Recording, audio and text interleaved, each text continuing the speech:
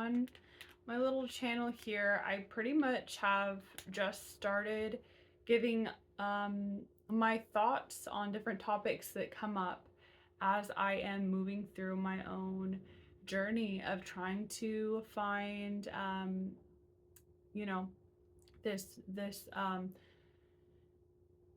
this stable life and the things I learn about resilience as I go. I've learned so much about resilience the past 7 or so years.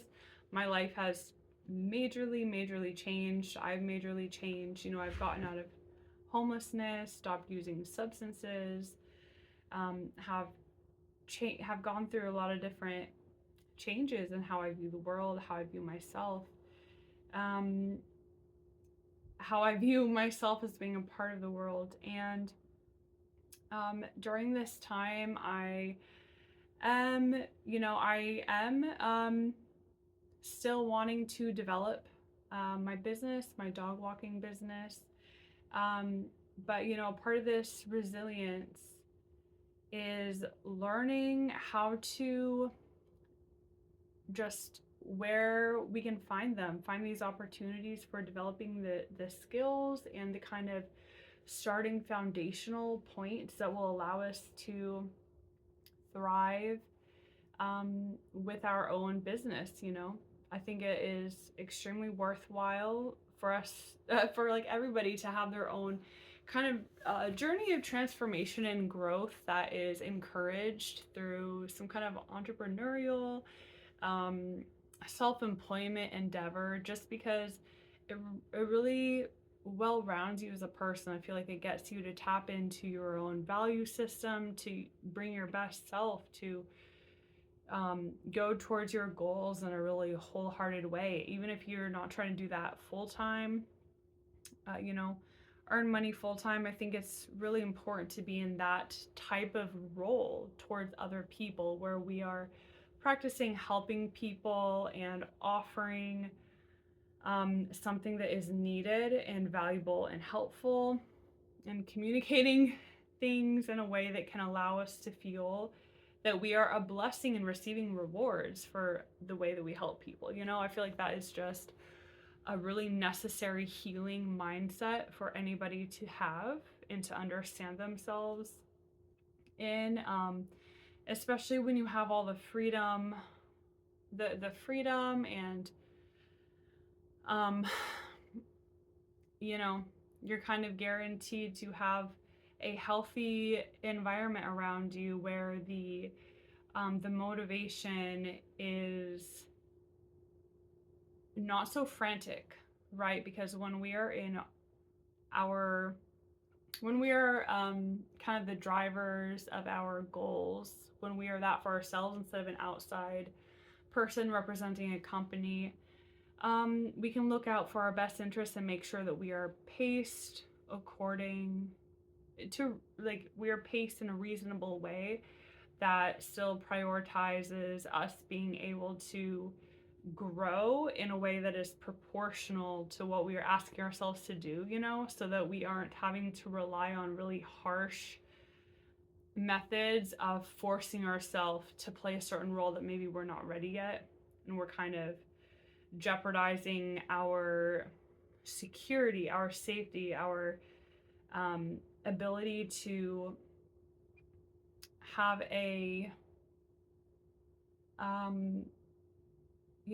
just a healthy perspective that is patient, looking at all the options,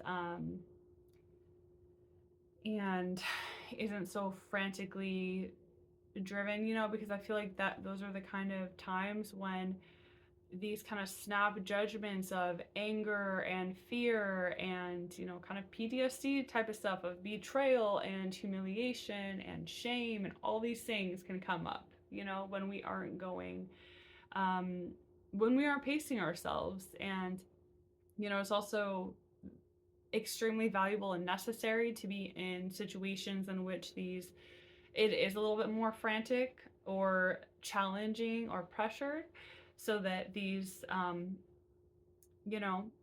these old ways of driving and motivating ourselves come up, these methods of pain and shame and anger, just using fear, because in these circumstances, that is really healing to be able to remember, oh, we can take a different approach in the moment when we are feeling the heat of the moment, and over time, it becomes quicker that we remember different ways to relate to ourselves and relate to the other people in the circumstance and the kind of narrative we put on the whole thing.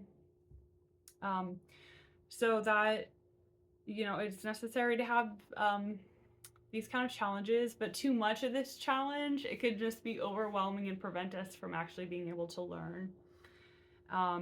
It can be too much of a challenge for us, So it's important to remember that everything I'm talking about is just a normal part of being human. And we are in this circumstance of managing the narratives we have and the thoughts and feelings we have, because it's actually a blessing that we are in this position, that we care and we are taking kind of a fine-tooth comb to rework. We even have this insight into ourselves and into the world to be able to rework our kind of automatic assumption of what narrative we want to take. So in a way, being very sensitive, and you could say PTSD, like having these kind of like CPTSD or whatever type of things, is a huge blessing, because it allows us to reprocess things and be aware of the kind of harmful, ineffective things. It helps us be hyper aware of ineffective narratives that it's causing us problems, right? Like immediately through our emotions. So it helps us to rework it so that these ineffective, fear-based ways of motivating or managing, it won't fuck up things in the future. Like we won't see the negative effects happen in the future. Down the road with whatever project we are working on or whatever relationship we're thinking of. So, yeah, and something I always remind myself is, above all, to remember to be in partnership with myself, because I definitely notice that at times when I am judging myself, or I feel like I automatically I forget, and I feel like I kind of automatically have this stance that I have to be against myself. I have to hurt and harm myself in order for other people to like me or to help me or to whatever. It's important to identify that is happening under the surface. It's those moments that, for me, I notice that I will tend to think that other people are threatening or harmful, when maybe they are, but maybe also my perspective is a bit distorted. And if I just bring into the equation that I am always in partnership with myself, always supporting myself, always giving myself that unconditional love, safety, security, affirmation, and hope, that the stings of other people are a lot less, because we know that it really doesn't have much of an effect on us. It doesn't cause us to think differently of ourselves, because we know ourselves and we care about ourselves and we understand what narratives are right for us personally to have, based on our individuality and what allows us to be most effective. And yeah, so I wanted to pull a card. I did move this past week, and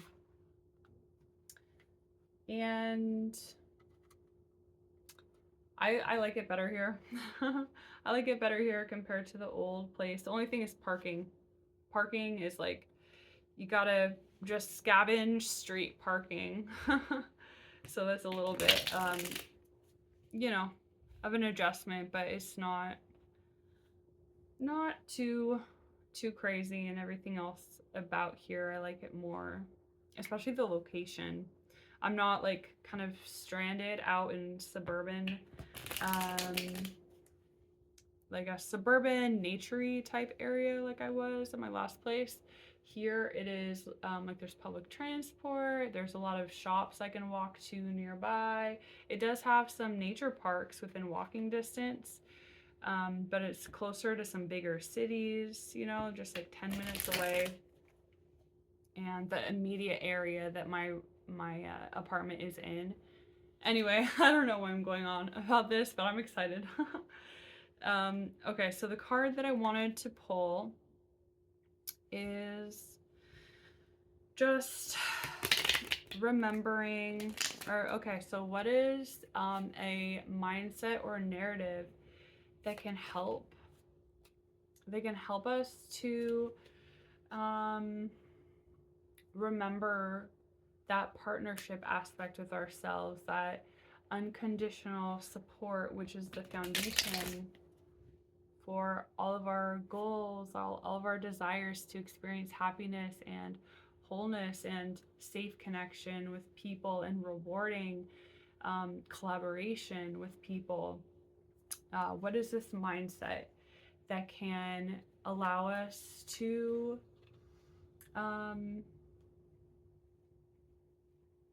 just have this unconditional love for ourselves and can help us check? I guess maybe that should be the question. What is a mindset that can help us to gauge if we are in that unconditional partnership, love and respect type of dynamic with ourselves? What is a mindset that can help us to check if we are in a safe and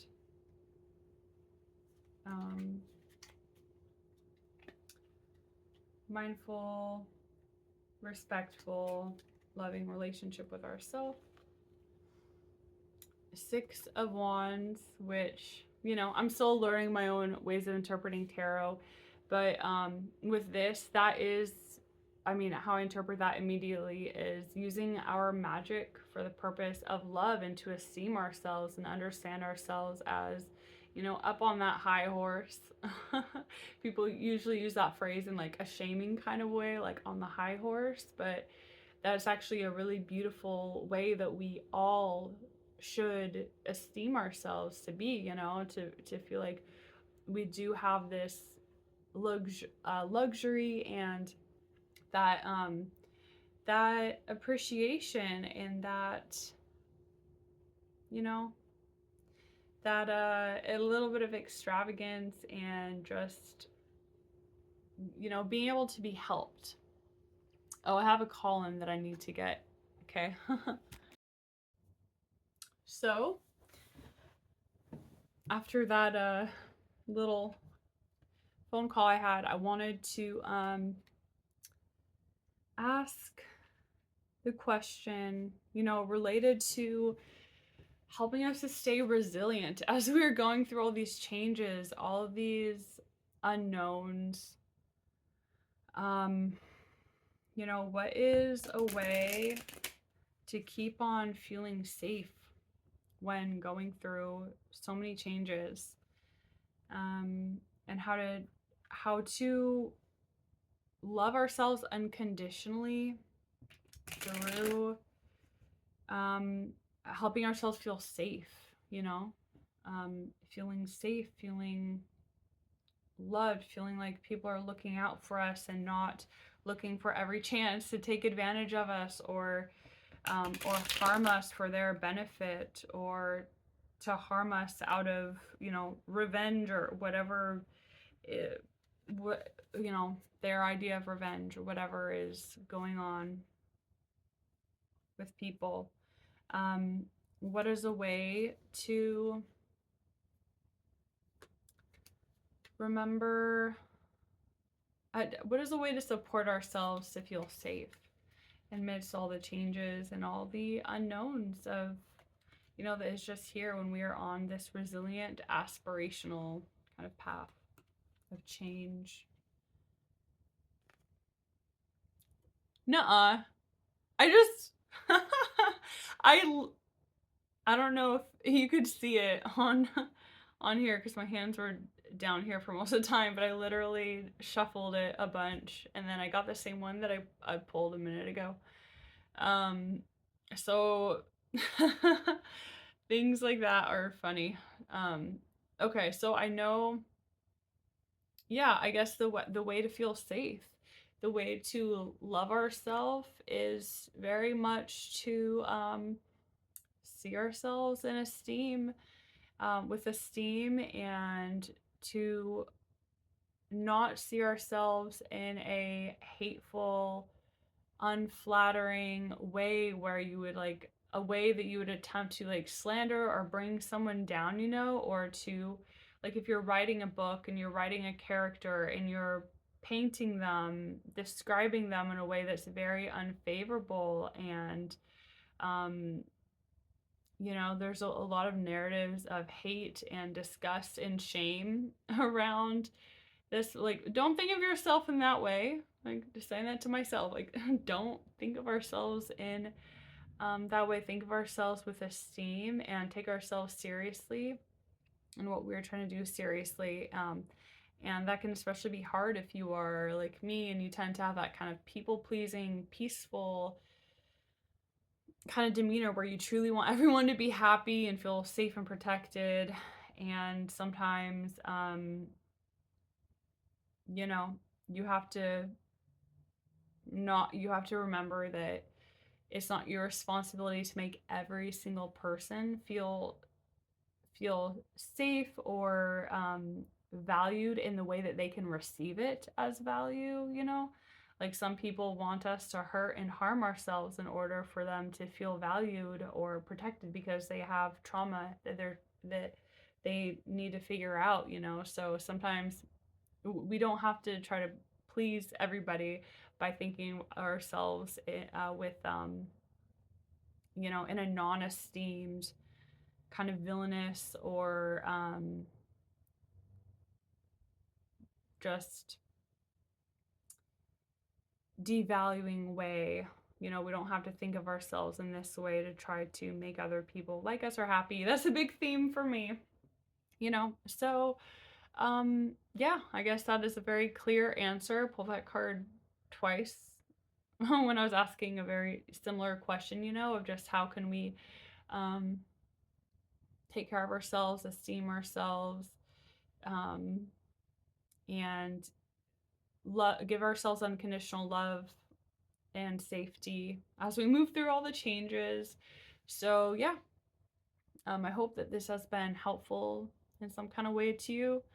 It's definitely helpful to me. And something else I wanted to just say real quick is that as I continue going through these changes, something kind of one of these patterns that I've picked up on is, I mean, I am in so I'm 32. That's for me. It means that I am in this year of experimenting, and playing. I'm supposed to be doing things for the purpose of play and experimentation. And I definitely notice more and more that as I'm trying to continue developing my dog walking business, um, as I'm continuing to try to earn money in a way, in a place where I can stay there long term, I'm definitely uh, noticing that there's a lot less anxiety, a lot less fear, a lot less trepidation, and a lot more comfort with the unknown, and knowing that all we can do is what is in front of us in the moment. And to get rid of that anxiety in the moment, we just have to do the tasks that are available to us right now, and then we're in the clear. You know, we don't have to force something to happen right now because things don't work like that. We just have to do our best in the very moment of time, and to trust that as things continue to unfold, like we are forging our own path, for like forging that, like it's not clear cut, it's not simple and straightforward, because we are making our own unique path that is perfect according to our particular strengths and limitations and our intuition. um and the unique people and organizations that are around us in our locality, or if you're on the internet, that are accessible to us through the internet that we have by chance come across. Part of what we do is based on just being patient, waiting for the right opportunity, the compatible opportunity.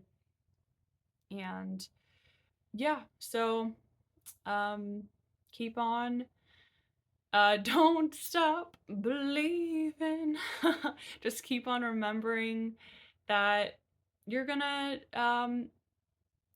find that outcome that your heart so badly wants, that outcome of safety and that outcome of rewarding collaboration and feeling like you can really let your strengths shine and your limitations be nurtured and sheltered and cared for.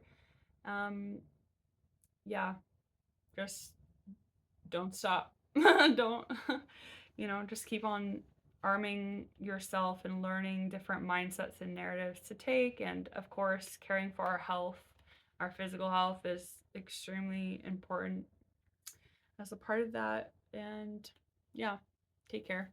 Bye.